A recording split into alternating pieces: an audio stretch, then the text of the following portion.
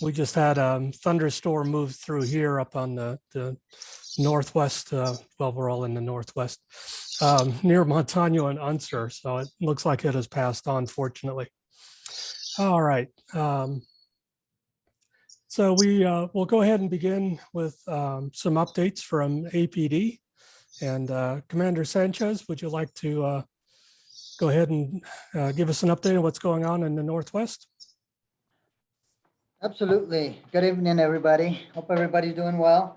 I'm staying dry because it is a little wet up there. So, there's not a whole lot to talk about this month.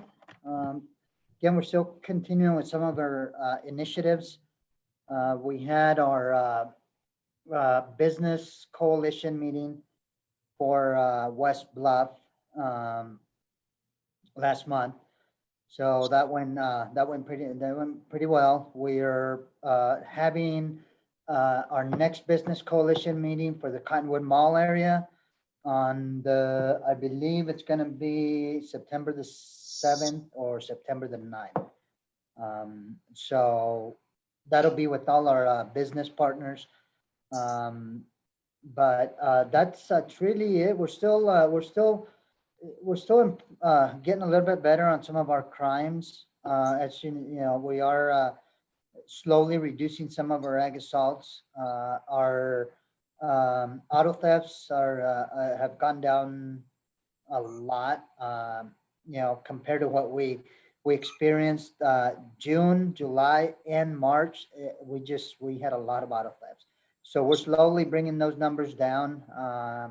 The unofficial numbers right now for our auto thefts, I believe we're at about, I think I counted about 20, if I'm correct. I'll have to look at it again.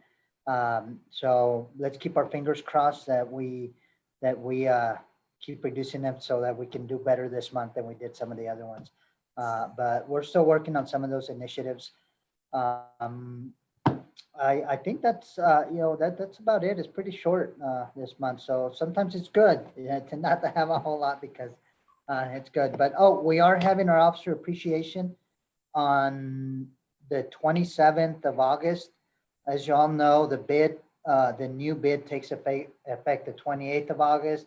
So it's kind of going to be a send off to all the officers that are leaving the area command, and eventually we're going to have something kind of small, of course, not an officer appreciation necessarily, but we're going to have some kind of welcome for the new officers that are coming into the area command. So I know Pete sent out a flyer. We've had a lot of support. It has been amazing, the support that we received from the community. I can't thank everybody enough. The other thing that we're looking at is mostly not necessarily donations as much anymore. Is just if anybody wants to volunteer and come out, whether it's 30 minutes, an hour, or any, just to come serve. That's something that we changed from previous officer appreciations that we had in the past, where usually it was either department personnel or the chaplain unit that would do a lot of the serving. And I think it's important to give the community an opportunity to come in and they be the ones doing, whether it's just a little bit that serve the officers. We're going to be going from 6 in the morning, probably till about 3 in the afternoon. So we're going to do breakfast from 6 for graveyard and days. We're going to continue with snacks throughout the day for the officers can stop by. We'll have lunch around 12, and we'll have through swing shift so that they can breathe here at the substation. So everybody's welcome to come. We definitely had like for everybody to join us. So, but that's about it. Excellent. I've put in the chat the phone number for the Northwest substation, and Kia and Natasha are the two folks working with volunteers. So if anybody would like to help out with the Officer and Family Appreciation Day, give them a call and they can get you hooked up with whoever we need to make that come off as a great success for all of the officers. We did have a question posted about two recent break-ins where people threw large rocks through glass rear doors to gain entry. Have we seen anything like that in the Northwest, or is that a problem anywhere else in town? You know what? I hadn't, one of the things that we did have a burglary, residential burglary at night, again, where the individual went into the residence while people were still there. I know that Impact, I spoke with the commander for the Impact unit, our detective unit, and they've been, they were looking at it to see if it was going to be some of the same individuals from the past, could have been if they were released. I know when we had that rash of burglaries, of kind of home invasions where they were breaking into the houses through the sliding glass door. They had been arrested, but I don't know if any of them have been released. So we're looking into that. It doesn't seem like it's the same group, but I haven't heard necessarily, and I'll have to look, but I haven't seen any report of an actual burglary like that where they did that, at least here in the Northwest. So. Okay, good to know. Something for folks to be aware of. There's, burglars will find a way to get in. So, and a question for you, Commander, on the state police surge that's going on. Is their role having any impact on the Northwest? It is in some parts, mostly on the interstate. In fact, yesterday while I was driving down the interstate, there was quite a few state police officers doing traffic stops on the interstate. So that's always great for us. It helps us because as traffic, if they see a lot of enforcement on the interstate, hopefully they're going to be slowing down as soon as they get off in the residential areas. But we're not getting as much as some of the other area commands that, that obviously need a little bit more extra patrolling. But I'm going to work on, hopefully maybe we can get more on course, especially right there by Ouray. And but it's not gonna get to us as much. Which is, as always, it's a good thing that we don't need them as right. much as some areas, but we certainly appreciate all the help we can get from them.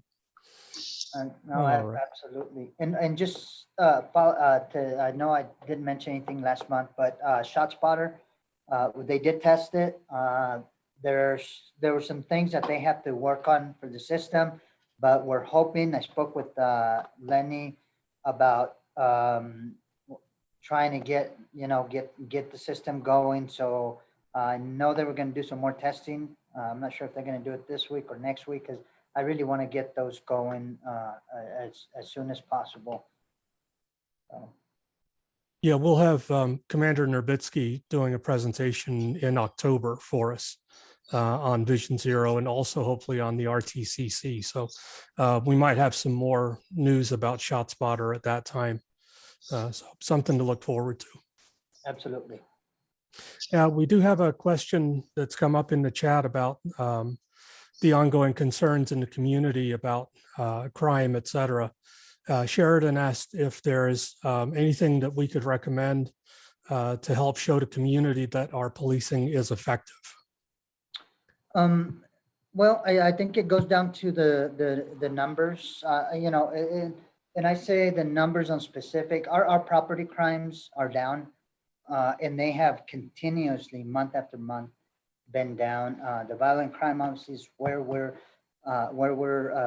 still seeing an increase. However, it's not specific to Albuquerque. I was out in a conference last week in Long Beach with to talk about the violent crime, and everybody there, from representatives from pretty much every department, they had the same concerns. It was the same thing. They were seeing an increase in violent crimes. They were seeing an increase in homicides, and they were also having the same issues as they were seeing less and less resources for their department. So those are the major things that they were having issues with: increasing violent crime and not enough officers and not being able to recruit enough officers. So it is something that's happening throughout the nation. But to go back to the things that we're doing is we have a lot of different, we're adjusting our operations and the enforcement that we do in accordance to the trends. I'll give you an example. Right now, we started with our violent crime initiative. Well, some of the things that we started seeing when we started seeing an increase in auto thefts was that we also saw a little bit of an increase in some of the other crimes, like with robbery. And we start looking at that, and one of the things that we see is auto thefts is huge with every crime, and that's why it's something so important for us to tackle, is because pretty much every crime, most crimes, they need transportation to be able to do those, and a lot of times they're using those stolen cars to go commit those robberies, to do those shootings, and so that's something that we've been tackling. So we're adjusting some of those things. Again, it's just looking at our projects. I know our numbers, the fact that we're increasing, it sometimes it does, and rightfully so, gives us that that perception of, well, look, what are we doing? What are we doing to address this? But I think our numbers with the arrests that we're making, the cases that are being submitted, and the programs, I know that the department's trying hard to work on with the justice system, with the court system. To I'll be frank, I'm pretty open about the fact that it can't just be us, and I think our judges, our district attorney's office, even our public defenders, we have to do something to ensure that certain people stay in jail. And that's the bottom line, because we need to provide the people that want the resources, that are going through a hard time, and that need and want to take advantage of those resources. We need to provide them and give them that opportunity. But when they decide that they don't want to do that, and the rest of the justice system has to do something. They have to step up, and they have to say, look, we can't continue with this revolving door. It's like, it's just like a hamster in a wheel, just going, and that's all they do. And so we have to get everybody involved. And until we work together to get that part of it, we're going to continue to see the same things that we're seeing now. And I don't think that we are benefiting even those individuals that can be helped. We are not going to be able to help them if we don't fix that other part of it, and get the judges, and get the district attorney's office, and get the public defenders. And it may not be what a lot of our community or our specific areas of our community want to hear, but that's a reality, and that's the only way that we're going to be able to help them, is by getting this part under control. And I think we are. I think the department's trying to work with the district attorney's office, the legislature. So. Yeah, hopefully we'll see some anti-crime bills coming up in the next legislative session. There was a continuation onto the question about ongoing crime. We've seen it, as you said, this is a nationwide problem that seems to have really come along with the pandemic. Is there any indication this is linked to drug use and drug crimes, or? Yeah, and I think drugs are a nexus to a lot of our crimes. We look at the numbers, and homicide or narcotics are involved in a lot of our homicides. In fact, we had our Duke City Stat meeting this morning, and one of the things that came out that the chief had asked was, well, we need to start looking at finding other areas, other trends. How many of our victims from homicide or offenders are homeless? And we hadn't thought about that. And now we're, it seems like it's a pretty compared to other years, it's a pretty high number. So that's important to us, because then we can start looking at other solutions to that.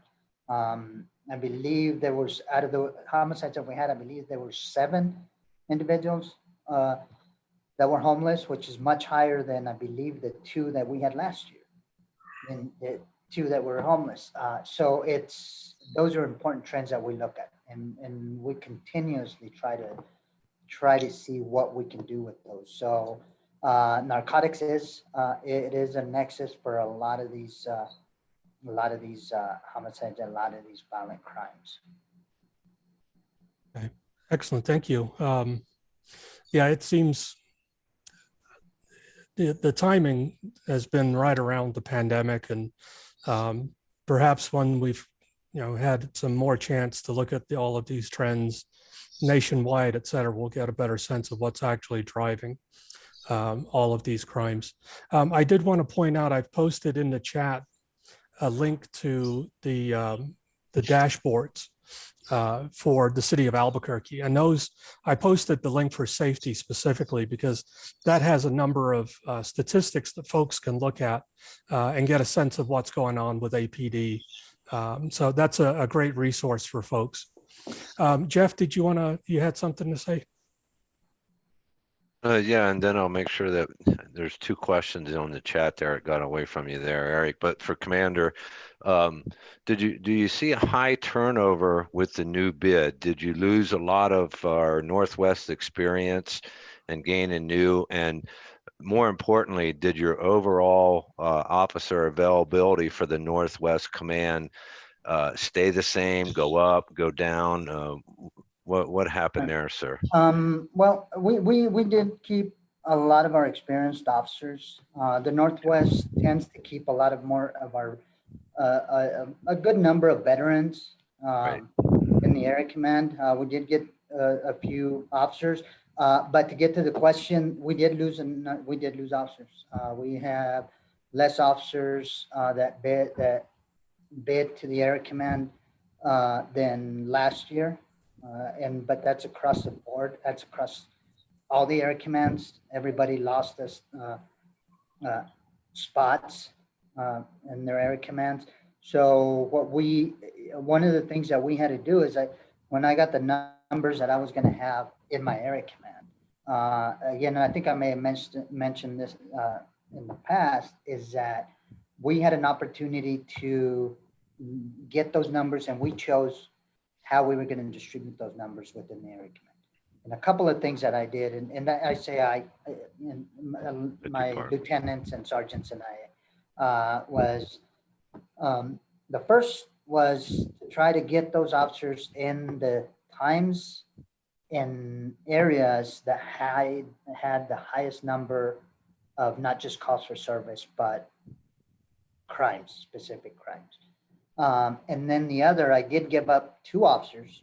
I gave up 2 officers at bid in order to get 2 positions for our proactive response unit or proactive response team. And the reason I did that is because I think proactive patrols, and I've always been a patrol officer for most of my career. I understand the importance of our patrol officers, and I really, really believe that it is at the patrol officer proactive level that our crime drops. Detectives are very important because they have to follow up with those cases. They have to get those cases. But I still do believe, and I'll always stand by the fact that we have to have our numbers at the beginning. We have to have our numbers at the patrol level first, because the more proactive an officer can be, the more we can reduce some of those crimes and victimization. So going back to the proactive response team, I made the decision to go from the 51 that I was allotted to the 49. We did lose one in the intern, so another one. So to give those PRT teams another 2 officers to be able to work proactively, because I know those will reduce the calls for service. But every area command is going through the same thing. They lost, some area commands lost a lot more than I did. Granted that they're a lot bigger area commands, they have a lot more officers, but we did lose quite a bit of officers in the bid. Okay, so if everybody's losing officers, then that tells me that we have less officers on the force then, because otherwise we wouldn't all be losing. I would have to, to get those numbers for you. Right. I'm not, I can't speak to the, without looking at the numbers that we are now. I can't say for sure how many we lost or where we are with the officers. But, you know, the first day that I stood in front of you as a commander, I said, I'm not going to try to sell you something that I don't have and say that we, Right. you know, that we're somewhere we're not. We're not where we used to be. Right. Do I, you know, and I think it is going to be important for us as a department, and I don't know, I know DC Brown was going to be here, but it is going to be up to the department to say, okay, this is the number of officers that we have. These are the number of officers that are taking calls for service. And these are numbers that are doing the investigations. I think every part of that is important, but I think we need to be, I think we need to make sure that we are transparent in those numbers and really Right. showing the numbers that are going out. Because we can have 1,100 officers in the department, but if we stay with the 300 and some that are out taking calls for service, what is Right. that doing to us? So I can't say what the numbers are, sir. Right. I know that No, we that's have okay, been, sir.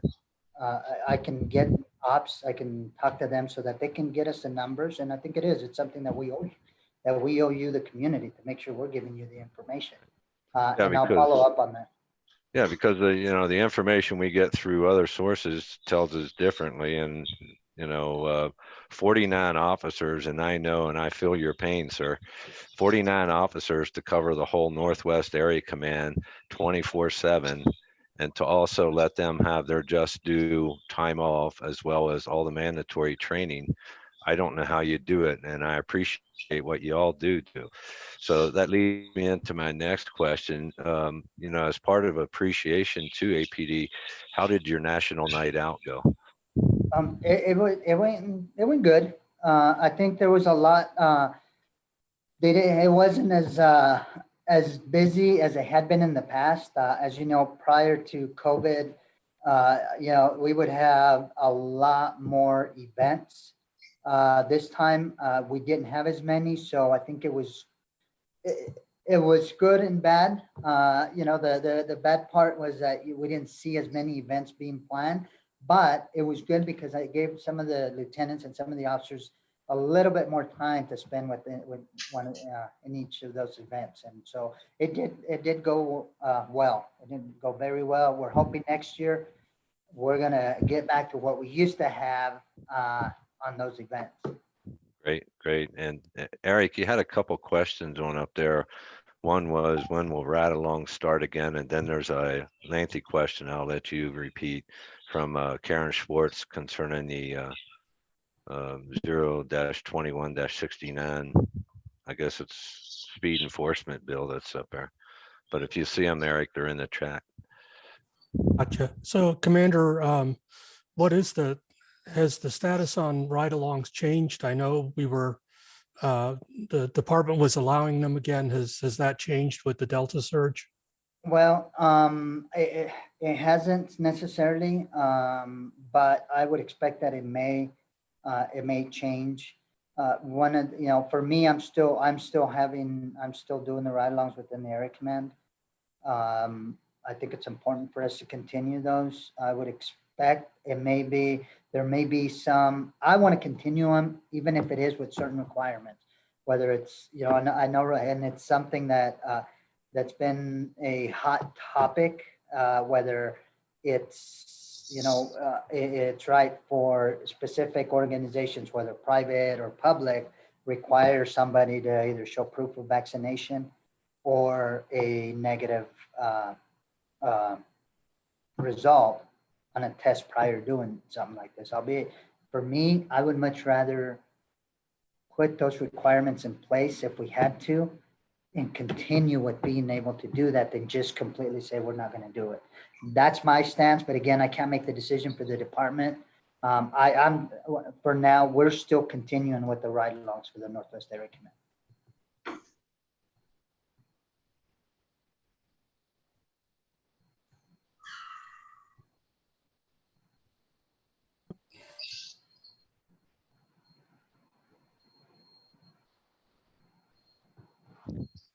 Eric, you want me Sorry, to ask it? Yeah, yeah, the Karen Schwartz question there, but okay. I don't know if you yeah. can see So it in the chat.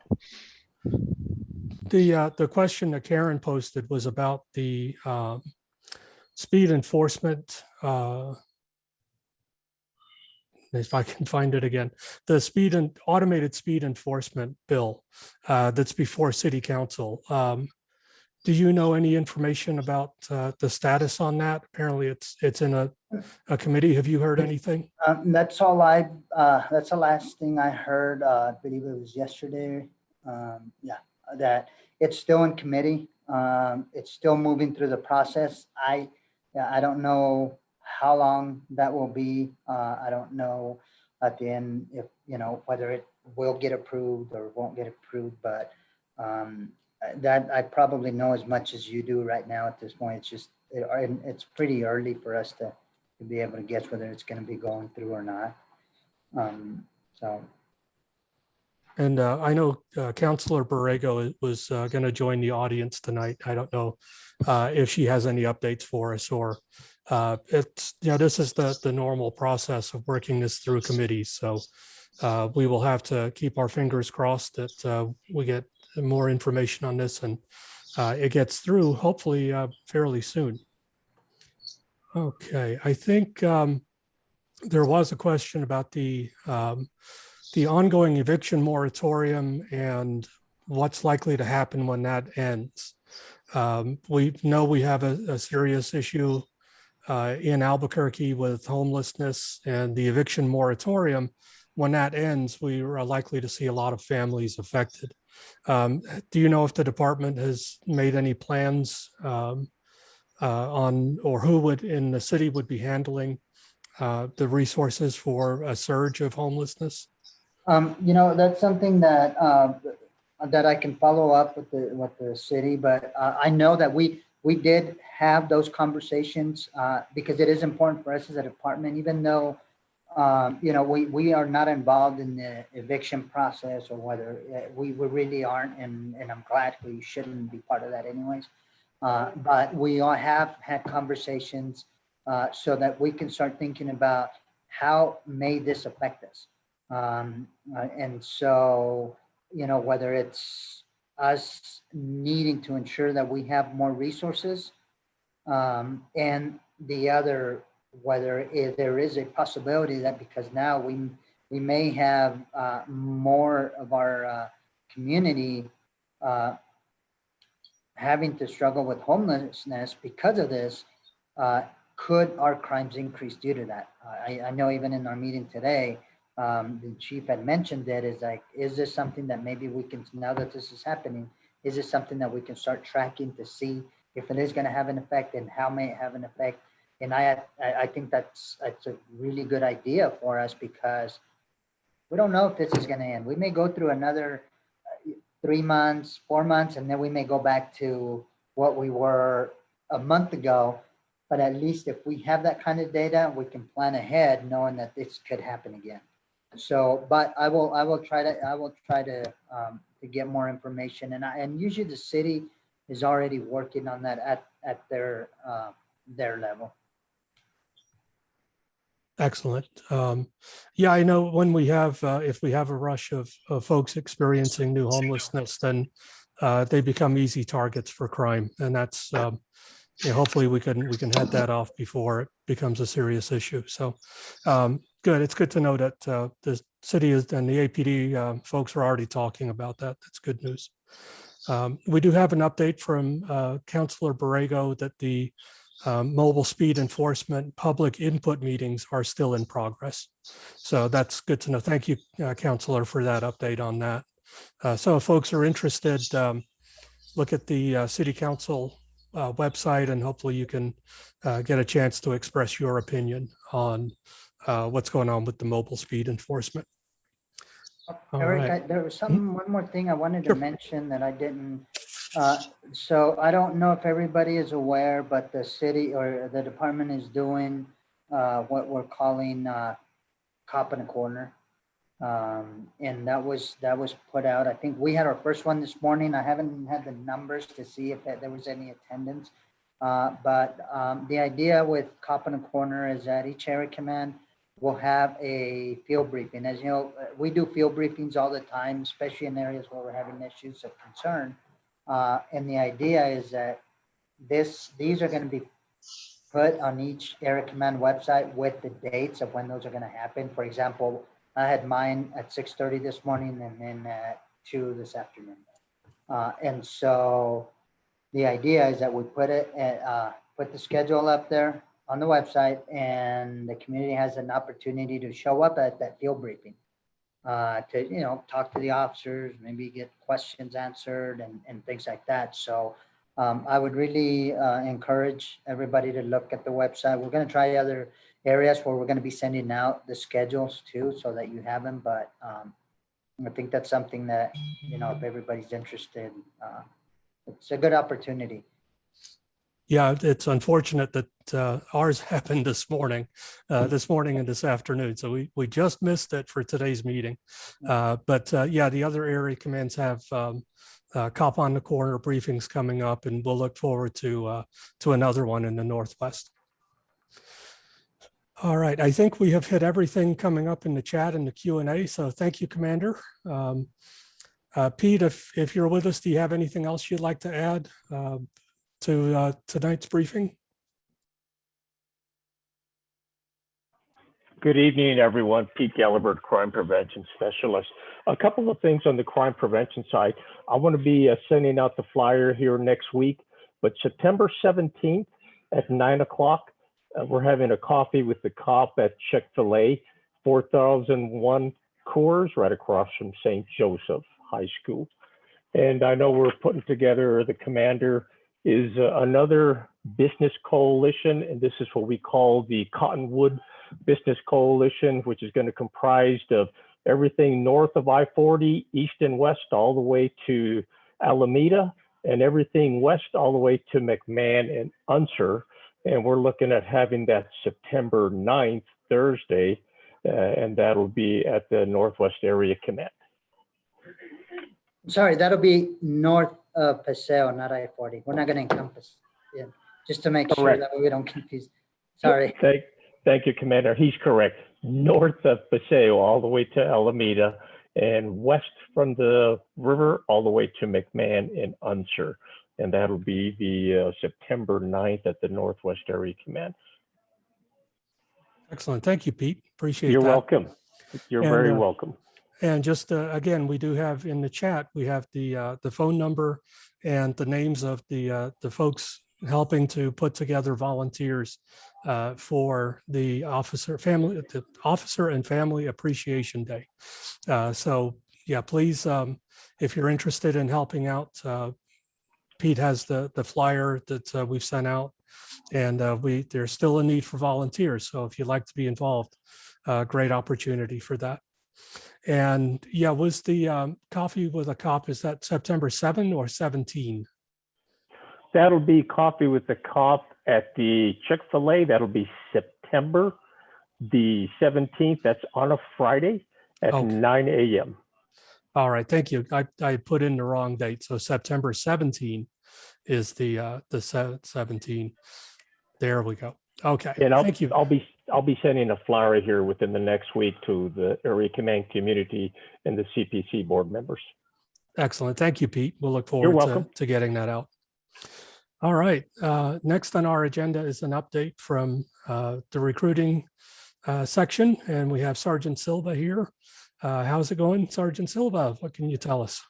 Hey, I'm good. Hope everybody's doing well. Some updates.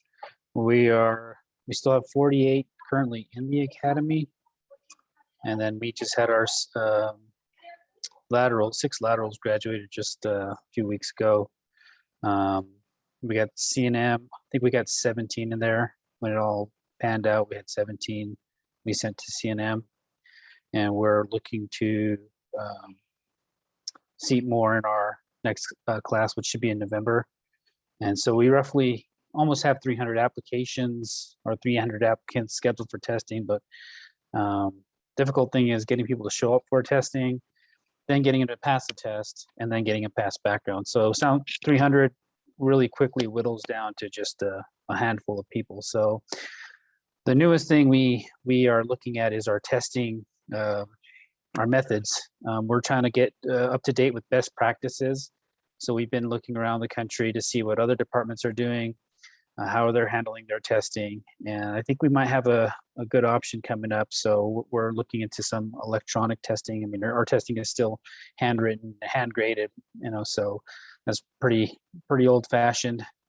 So we're going to try to get up to speed with some of the more recent breakthroughs in testing. So we had a discussion the other day and strategizing on how to get more officers, because obviously, like the commander was talking about, around the nation, you're seeing this issue with officers. And so we did some brainstorming, and an idea that we came up with, and it's going to require some help from you all, the CPCs, is that we would like to see each area command put together a hiring event and reach out to community members from within their own community that they want to see as officers. And so as a recruiting department, we would provide you with a recruiter, with a table, with everything you would need to get people hired there on the spot, or get them applied there on the spot, and all the expertise and promotional material. So I don't need an answer today, but it's something I'd like you all to think about. And I'll put my email and phone number in the chat. Let me know what your thoughts are. We want to try to get this November class seated with 70 cadets, and that's going to be an enormous undertaking for any recruiting department. So we're going to need all the help we can get.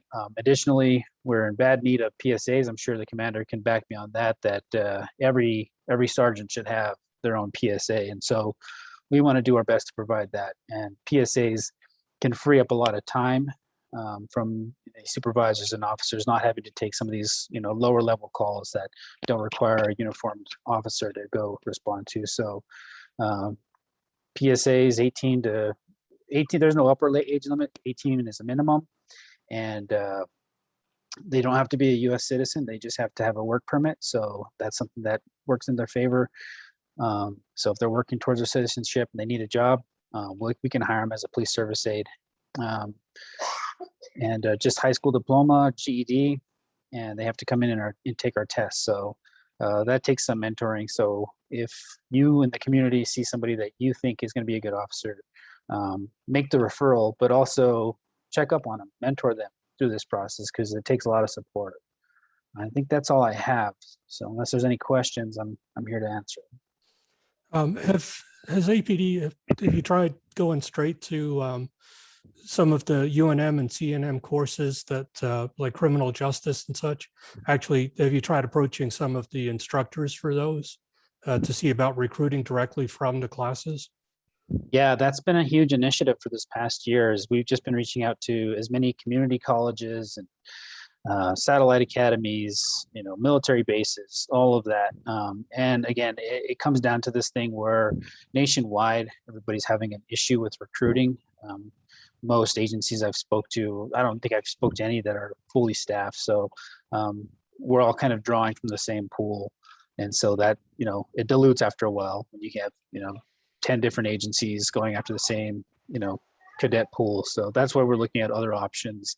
One of them might be this testing option we see it's a nationwide testing database that you can draw from candidates nationwide, and it's one uniform test. So you don't have to worry about retesting somebody who's taken a test somewhere else. I mean, they've taken the test, we've agreed upon the standard of this test. And so if they've taken it in another state, but they didn't get hired, because maybe that state didn't pick them out of their candidate pool, we can offer them employment here.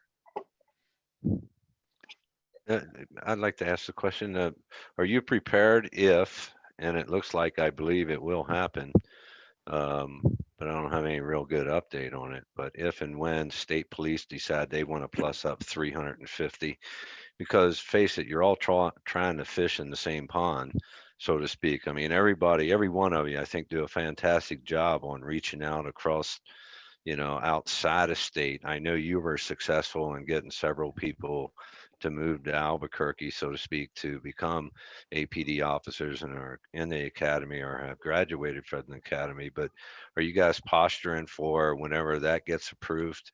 Because I really think it's going to get approved, and they're going to plus up, according to what I heard, about 350. So where are they going to get them? Just like where's anybody going to get them? And again, like the commander, I feel your pain trying to fill these classes. And it seems like when you recruit, 40, within that year, we have 40 officers that have reached their just due retirement. So there's just it doesn't seem like there's ever an end to it. It's a struggle for you, and it has been for several years. So I guess are you aware that state's trying to go up 350? Or did you just now Yeah, hear it from me? There's a constant battle between, again, and I say battle, but with all due respect, I mean, if somebody wants to be an officer, they, pursue their dream wherever they're going to go. It's their prerogative. If they want to go to state police, that's totally up to them. We've been offering some new hiring incentives, like the $15,000 hiring bonus for laterals to hopefully draw some people back here to Albuquerque, $5,000 for cadets. We're even offering $1,500 for police service aides. So that's some of the things that the city can do quickly. A lot of the higher ticket items take a lot more, thought process on how much it's going to cost the city. And, and again, if we have to rob from Peter to pay Paul. So, where we get the money from for this program, we have to take it from another program. So those are constant struggles that we're looking at. Again, I think that the biggest thing that we can do right now is what we're doing and reviewing our testing process, because if we can expand that testing process and specifically, maybe not this company, but any company that offers online testing, that can be pretty huge for us. Because, I mean, again, the biggest thing I have is getting those out-of-staters to show up for testing. So we've actually reached out to hotels to see, hey, can you offer somebody a discounted fare? But even at that, you're gonna, if you're coming from just one state away, you're gonna be paying $800 to $1,000 for a weekend stay out here in Albuquerque to maybe get a job. And for anybody, I think that's pretty unreasonable. So especially in a field that's so hard to recruit for as police departments, that's a huge ask of somebody. So if we can take that off their plate and expand that testing pool, I think that can be pretty significant for us.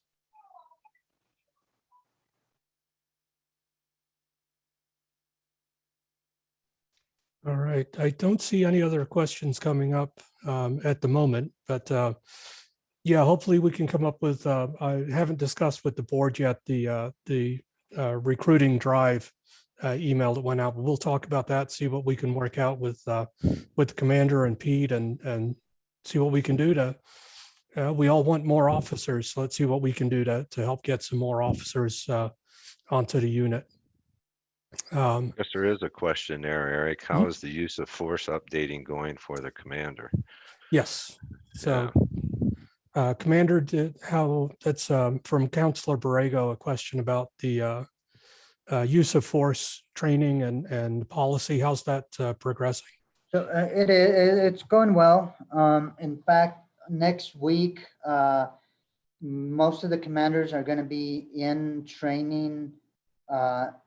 There is a company that's coming out to provide training on use of force and use of force investigations.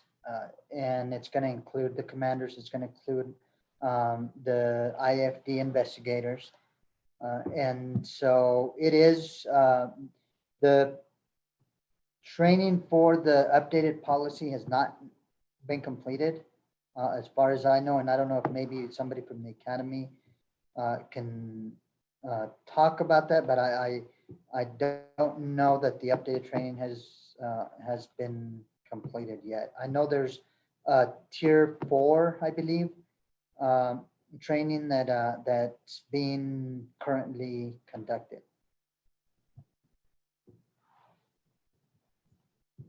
Okay, and I think we're scheduling an update on EFIT and the external force investigation team. I think we have that scheduled for next month. So hopefully we'll have more information on what's going on with that and where we stand as far as implementing the external force investigation team. All right. I think that looks like everything. I think we've addressed everything so far. So thank you, Sergeant Silva, for your update, and thank you, Commander, for addressing that question on use of force. There right. is a meeting. We just got this today, Eric. APD use of force policy. I think it was sent out to you and I. I'm not sure who else, but you're on it. APD use of force training policy and discipline meeting Tuesday, 5 to 7 p.m. Yeah, so that is All that's the CPOA Okay. is going to be reviewing that policy. And so, yeah, I'll send that out to our mailing list if folks are interested in sitting in and listening to the CPOA reviewing that use of force and discipline policies. They welcome people you can't, I don't know if you can ask questions. You certainly can't participate in the meeting, but yeah, everybody is welcome to certainly sit in and listen in on those discussions. The CPOA has a very active role. That's the Civilian Police Oversight Agency.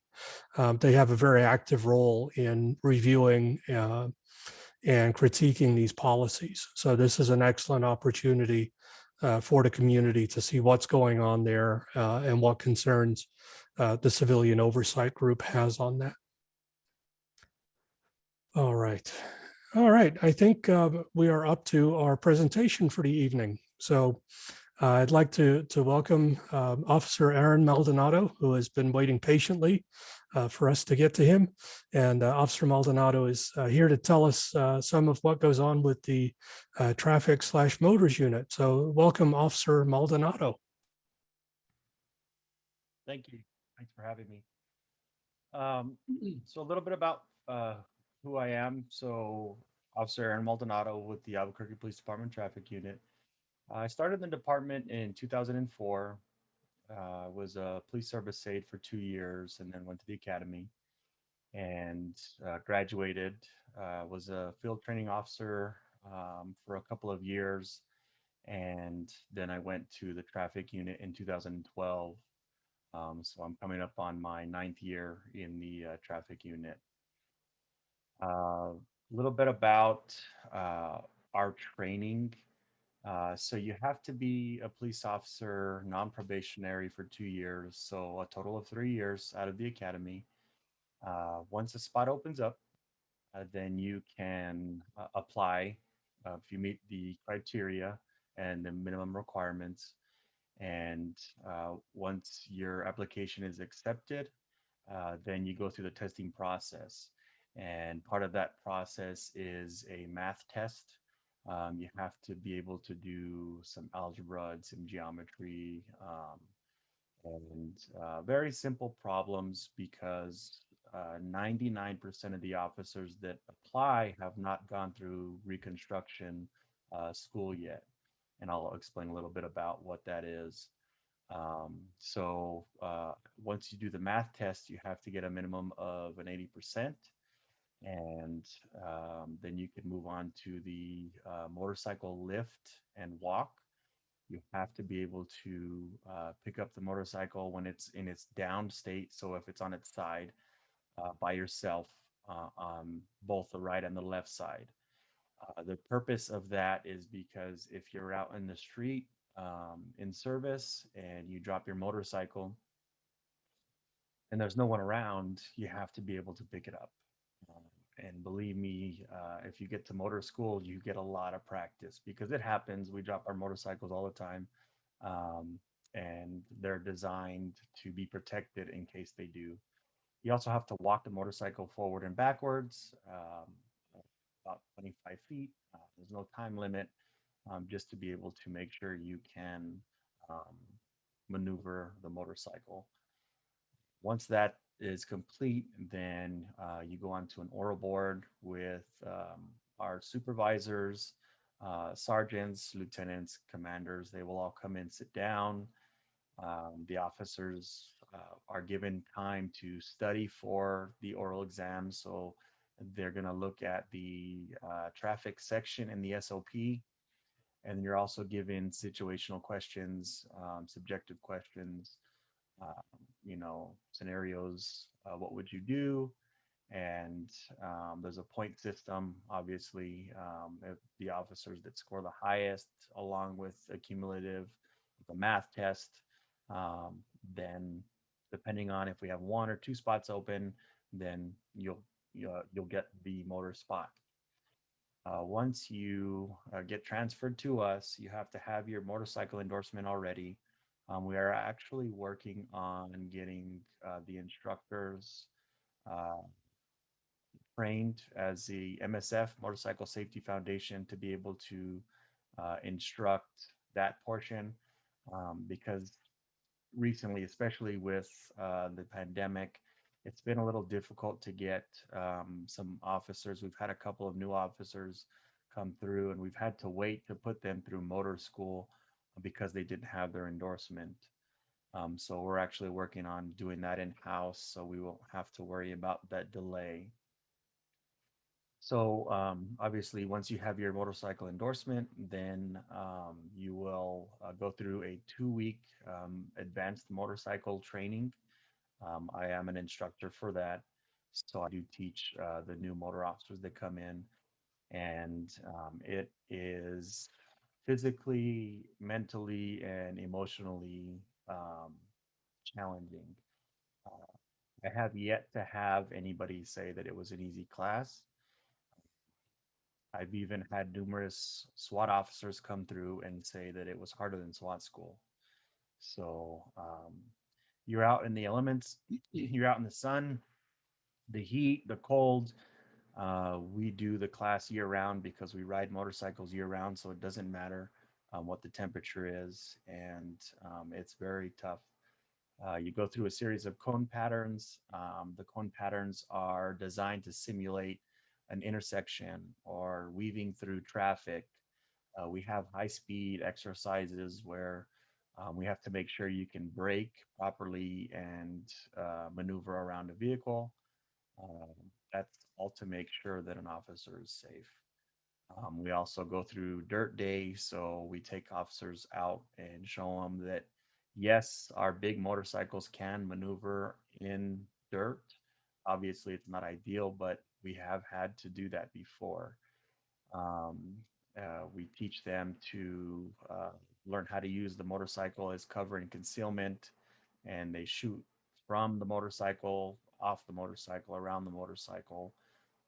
And then, of course, we do escort training, which is part of our duty as well. Um, and so that's a full day of escort training. And not only the new guys do the escort training, but everybody in the unit comes together to do that training because it's so beneficial. We have to be on the same page. Otherwise, if someone makes a mistake, that could be detrimental not only to them, but to us. So we always tell each other, I ride for you, you ride for me, and we ride for our families. Um, so once they complete the 2 weeks um, and they pass, of course, you have to get an 80%. Um, we are taught by Northwestern University, and their standard is 70%, but we require an 80% because we want to make sure you are safe and are able to operate the motorcycle correctly. Um, so once we give them the certificate, we also give them a nickname. It's just little something quirky that they've done during the course of the training that they are awarded a nickname, and that's theirs forever. Once you're in the unit and you pass the motor school, then they send you on to reconstruction school. And the reason why they wait to send you to reconstruction school is because they are expensive schools.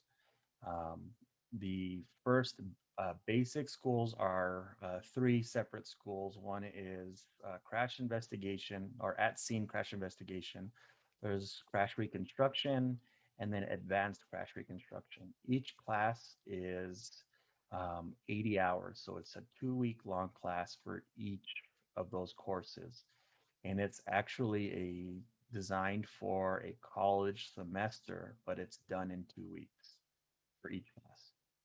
And There are numerous other trainings that um, they do offer, and it's upon the officer to better themselves and their skill set.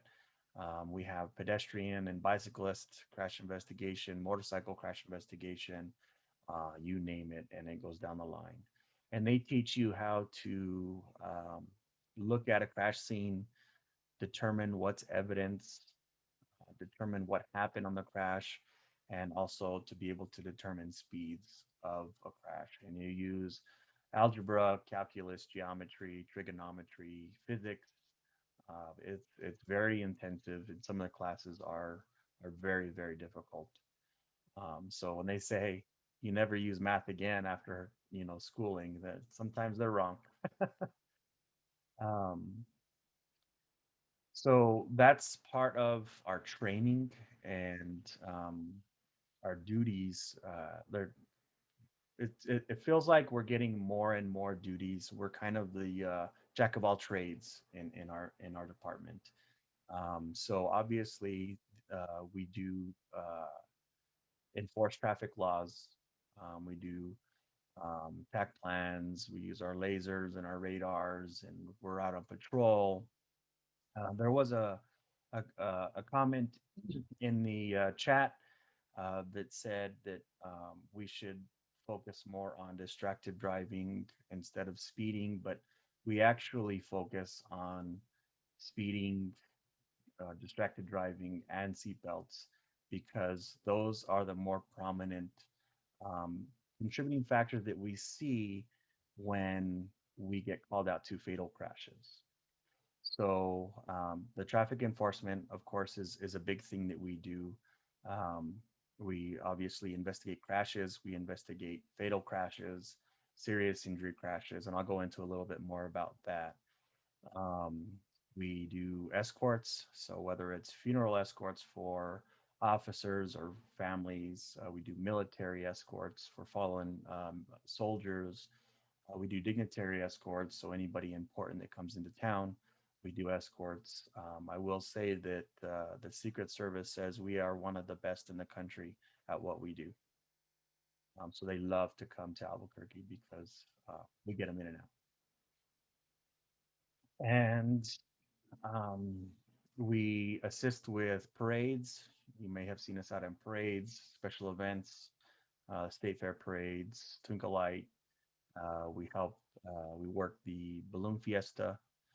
We're there for 10 days straight, morning and evening events, straight through.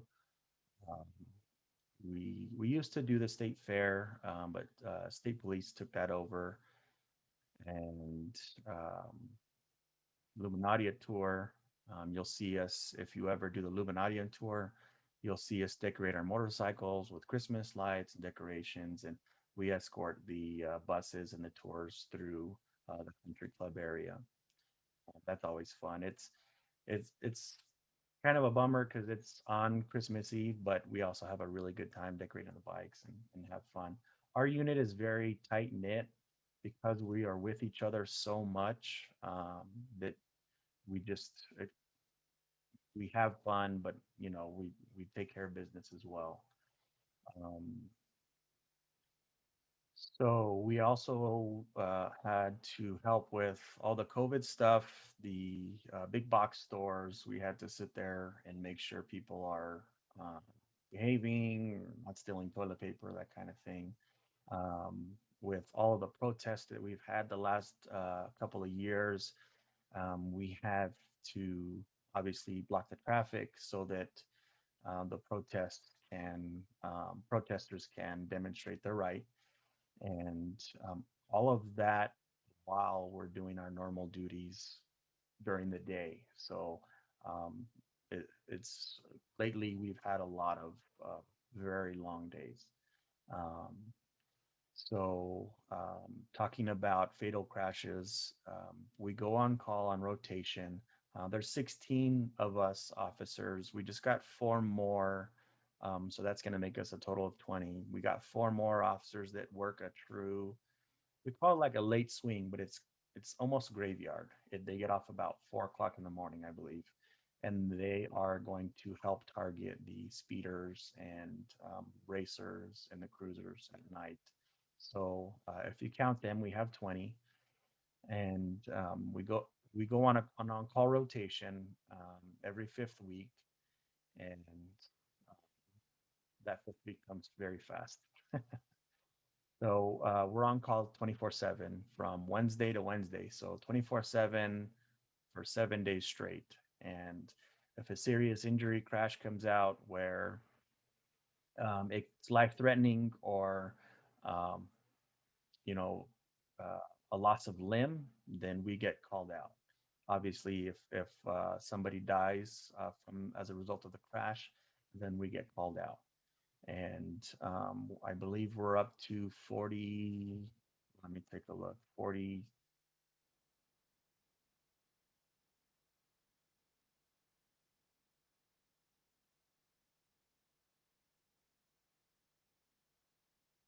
We're up to 48 fatals so far for the year and 27 serious injury crashes for the year. So that's as many times as we have been called out.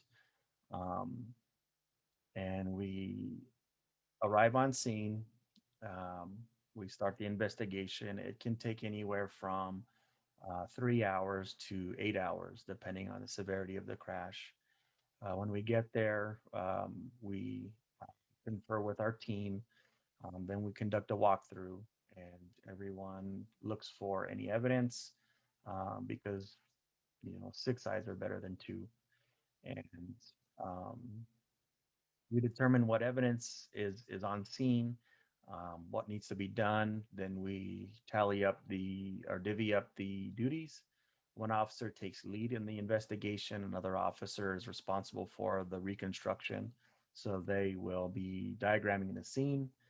And then once they diagram the scene, then they're responsible for recreating it on our computers at our substation, and also determining speeds of the crash. The lead investigator is the one who's in charge of getting all the pertinent information, getting information from witnesses. 90% of the time, the witnesses aren't on scene anymore by the time we get there.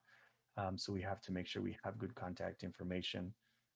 So that way we can contact them and um, get a good statement of what they saw.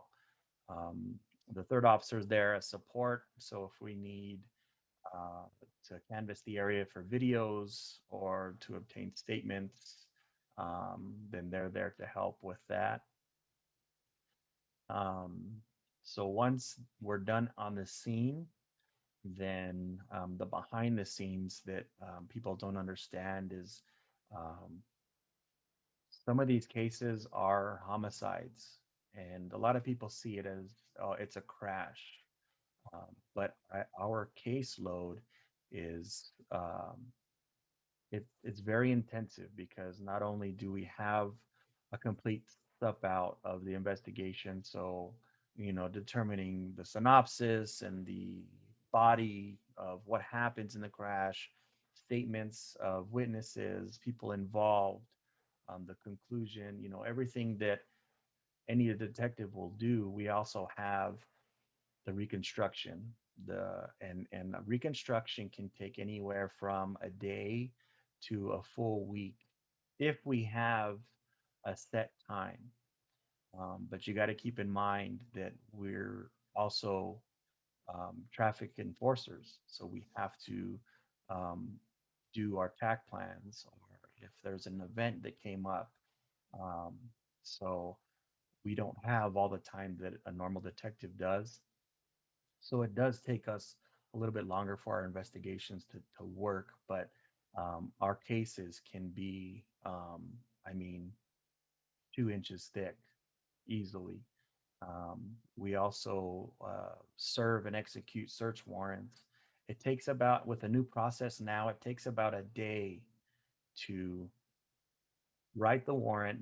The warrant takes 30 minutes to write, but to do the whole process, to submit it to the DA's office, and then to get it back signed from the DA's office, and then to submit it to the courts for the judge to sign, and then give it back to you, that takes about a day. So that's their new process.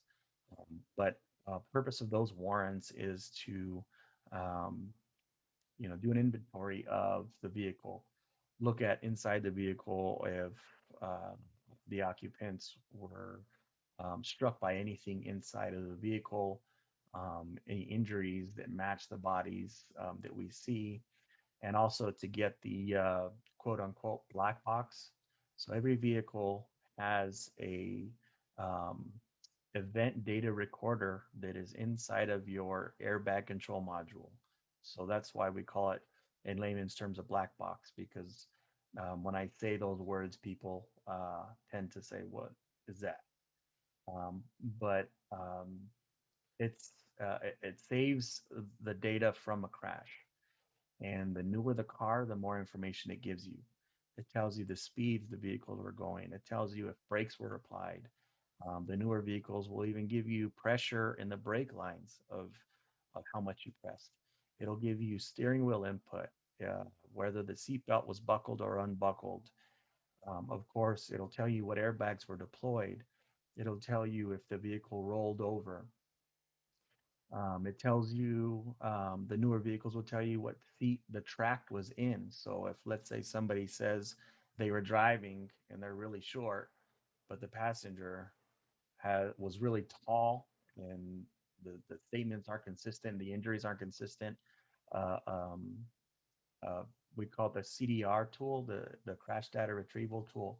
That will give us more evidence to say, no, the seat track at the time of the crash was in the third position, which is all the way back, and a 4'8" person couldn't drive in that position.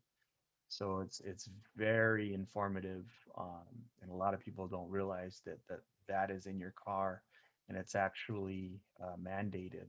Um, by legislation to have that in our vehicles.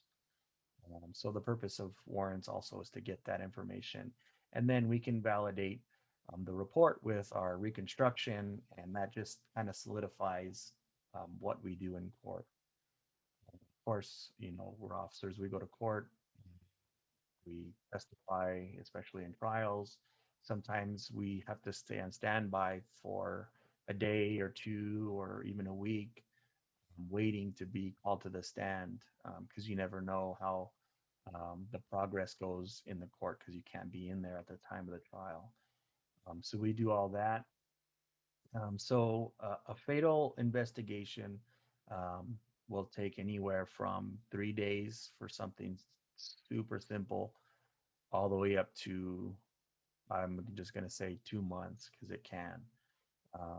And it's it's kind of sad sometimes, because you do get families who want the closure, they want to know what happened, and sometimes you have to say, it takes time, so please be patient, but we do give them updates along the way to try to assure them of what's going on. We see, and I'm not trying to put anybody down on the traffic unit, but we see gruesome deaths that other units don't see. Other units in the department will see dead bodies, but ours are so volatile when you're involved heavy machinery. So it can be very tasking on an officer. Um, but on the bright side, we love what we do. We enjoy riding the motorcycle, and um, like I said, the unit is very tight knit. Um, the training that we get is top notch, and there's nothing like it. There's another thing that we also do is we assist with teaching. We teach the community. We teach senior citizen homes about better driving. We teach driver's ed better driving. High schools, we teach about better driving. We teach PSAs and cadets. We teach them crash investigation. We teach them directing traffic. We certify them in using the laser and radar. So, like I said, we are a trick of many trades. that's kind of it. I know it's kind of a little long, but um, that's just the tip of the iceberg. It's really amazing the work that you folks do. One of the things I often see people complain about, and you mentioned that the difficulty and what's involved in reconstruction when we have an accident on, let's say, I-40, 40 and the Rio Grande River. People will complain, hey, the road's been shut down for hours. Could you explain a little bit about why that's necessary in the event of a serious or fatal crash? Yes. So it's important for us to have as much evidence as we need. And when I say evidence, it's a little difficult. It's a little different on crashes. Evidence is to us is debris on the road um, from the crash. So vehicle parts, skid marks, and once you start driving over skid marks or putting kitty litter on the vehicle fluids, like the tow trucks or the firefighters do, that actually will disturb our evidence. It can wash away the skid marks because in time, skid marks will go away by themselves without anybody touching them because all it is just oil and rubber from the tires in the roadway on the surface.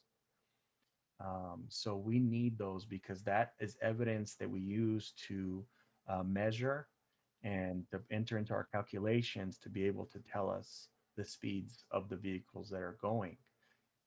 So I know it's frustrating because I've sat in traffic too, and I've been frustrated. But just think if God forbid, if that was your family member, would you want us to do the best and most thorough job we could do?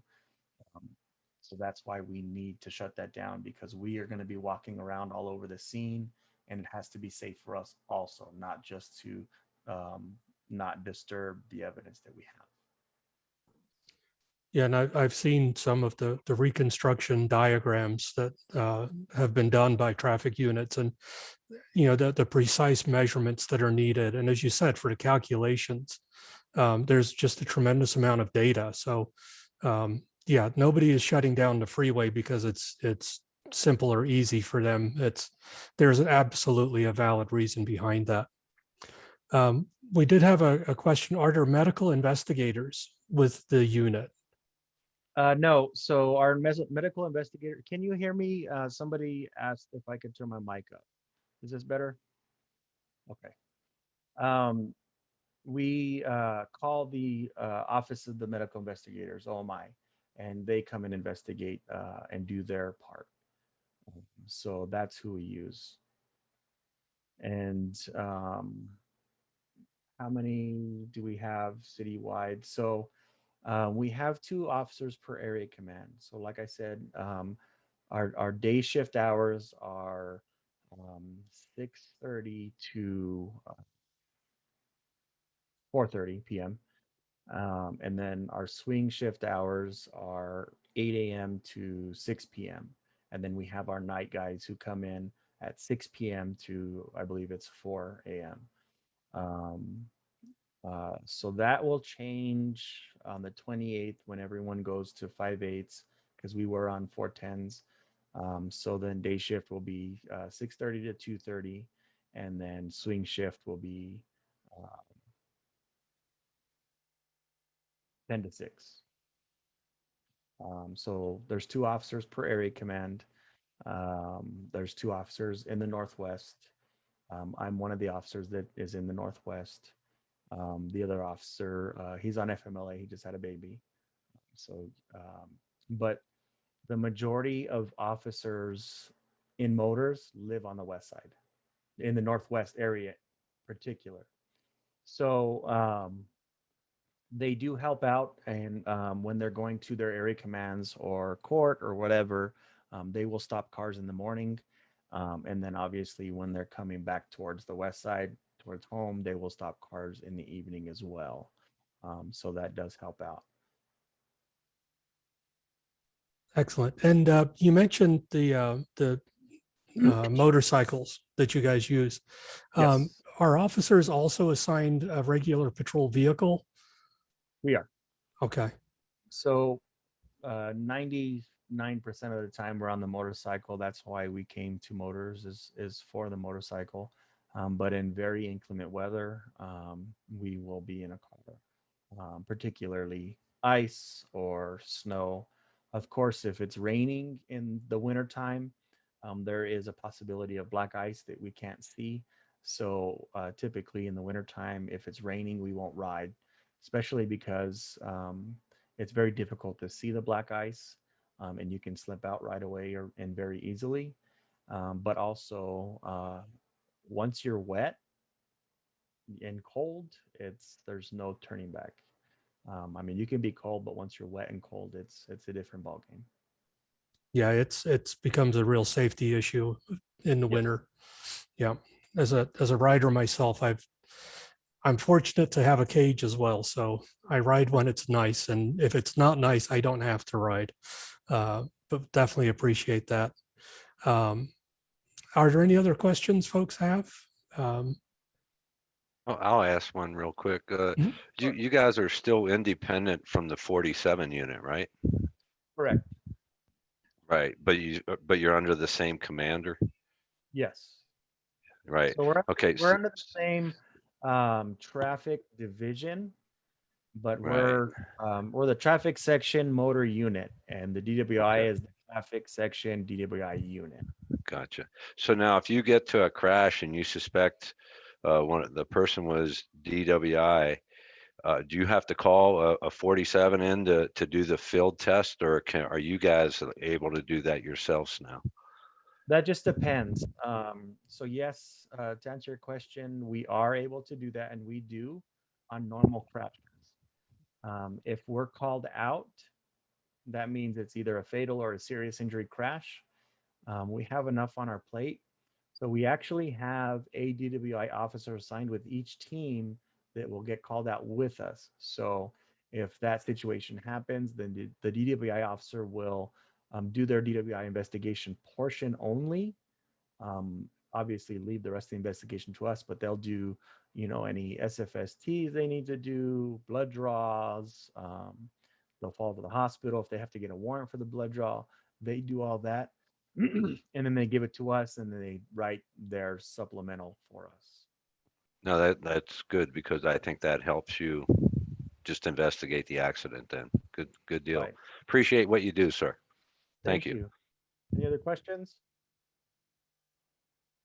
There was, I don't know if you've seen the stories about the recent fatality that happened on I-40. It was outside of APD. I think it was handled by state police, and there was some evidence left behind, including personal effects and potentially some body parts that were left behind at the scene. When you guys investigate a fatality, who is responsible for collecting things like the body from the scene? Does that fall on OMI? Yes. So what happens is, like I said, we do a walkthrough when we get there. We also do a walkthrough before we leave, because for one, you have to make sure that any body parts or body fluids is picked up. You have to make sure their belongings are picked up, and the scene is clean before the way it looked before the incident happened, because you've seen it. There's crosses or bicycles on the road. Family will go back to the scene, and the worst thing that could happen is if they go back to the scene to put a memorial up and they see body parts. That's I can't speak on state police, but for us that would be unprofessional. Yeah, we don't know the circumstances of what surrounded this case, but it's obviously very distressing for the family. And when we're talking high-speed accidents, your crime scene can be massive. So this is a very unfortunate circumstance that happened for that family, and I'm sure it'll be thoroughly investigated by whatever units were involved. But this was not APD. I just want to make that clear to Right. everyone. Okay. Good, I am. I am the officer, one of the motor officers for the Northwest Area Command. I am tasked with a lot, so I'm all over the place. But I love the Northwest. Like I said, I live in the Northwest. My families live in the Northwest, so I want it to be safe, just like you all do. If you have any questions, obviously that you come up with after this, I put my email in the chat. Feel free to shoot me an email, and I will get back to you as soon as I can. Okay. Excellent. We really appreciate that. And thank you very much for joining us tonight and sitting through everything to get to tell your part. Check your email when you get a chance. I sent you a picture from Twinkle Light some years ago. I think you'll enjoy. Oh, great. Thank you. Yeah. All right. Any other questions for Officer Maldonado? All right. I think that looks good. Again, thank you very much for joining us. We really appreciate you. Thank you. Bye-bye. All right. I don't think we have any old business. We do have, we sent in a couple of recommendations this month just to update the public on those. We sent in a recommendation requesting that APD, especially the traffic unit, spend some time focusing on intersections. We continue to have issues with people running red lights.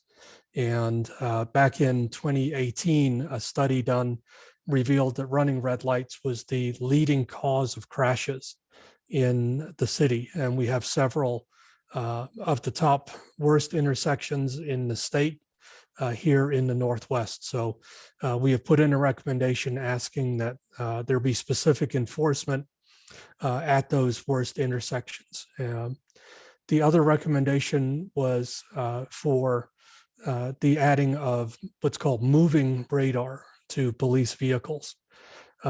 Radar that police use comes in two types. There's stationary, where this is what you see at baseball games and things like that, where your radar gun is in one position and you measure the speed of moving objects. The other type of radar is moving radar that uses signals bounced back from the surrounding area to determine the difference in speed of the moving radar unit in a patrol vehicle and oncoming vehicles or vehicles approaching from the rear. Those are more expensive units, but they give officers the opportunity to monitor the speed of vehicles while they're moving. So while they're on patrol on city streets and expressways, they can measure the speed of vehicles around them. So we have requested, we put in a recommendation that the city equip patrol vehicles with moving radar as a way to step up in enforcement and also to hopefully increase the deterrent effect on folks who are speeding in the town. If you are fairly certain that the police don't have radar in their vehicles, then you see one on the street, it doesn't really bother you. But if you're driving through Rio Rancho, they have a lot of radar in their vehicles, and you never know whether the cop coming towards you is going to stop you for speeding or not. So we hope that Albuquerque can adopt a similar type of program. So we will keep you up to date as we hear back from APD in the city on those recommendations. All right, our next meeting is scheduled for September 15th. And I believe we are going to have the update on the external force investigation team at that meeting. We will, of course, send out an agenda prior to the meeting. And as soon as we have confirmation on who'll be joining us for that, I'll send that information out to folks as well. We were hoping to resume in-person meetings in September. We will see with the COVID surge and need for indoor masking. I'm not sure we're going to be able to do that. You can hear our dog is quite upset about that. So we will see as we get closer, we'll see what's happening in the city. And if we need to do a Zoom webinar, then we will do what we can there. So fingers crossed, we'll be meeting in person. If not, we'll do another Zoom webinar. But yes, we will do whatever is best and safest for the community. All right. Are there any questions or any other concerns from the community that you would like us to address? Michael did ask a question in the Q&A about the number of commercials we see on TV for ambulance chasers and personal injury lawyers. And he was wondering if that's a safety concern for our officers out on the street, trying to avoid them jockeying for position. And yeah, we can certainly, with the number of commercials and the number of ads for personal injury lawyers, yeah, I wouldn't be surprised if they're out there jockeying. All right. I don't see anything else coming up. We did have Councilor Borrego posted a thank you to Commander Sanchez, Officer Maldonado, and the Northwest Area Command for everything they do to help keep District 5 and the entire Northwest safe. And we certainly appreciate that. And Jeff? Eric, I'd like to just say I'm glad to see Counselor join the meeting, and I hope that she got some benefit out of this. I hope that she sees some of the needs of APD, which is obviously we need more people. You can't do what they do. I don't know how they do it, and we need to continue to do pass smart city ordinances that will help keep our community safe. And I need to get off because I want to chime into that mayoral forum. I guess did you get invited to that? No, actually, that's news to me. So I'm missing that one. I just got to send a text and told to get on it. But, good. Yeah. Excellent. I want to go see what that has to say, because we have 3 people running and it is an election year, and I hope everybody votes. Absolutely. Thanks, and Eric. thank you. And I'd just like to let folks know, Councilor Borrego has been used to attend our meetings in person. And so I'm very glad that she was able to join us tonight via Zoom. And we welcome all of the city council members, of course, and the mayor and everyone else to join us and see what's going on. We welcome the entire community to these meetings. Early on, Kelly had posted information about if you're interested in joining the Community Policing Council. We certainly welcome your interest. We have some positions available remaining on the council. So if you're interested, let us know. And we always look for diversity of opinions and experiences, and would like to welcome you all to this. All right. I think that's everything we have for this evening.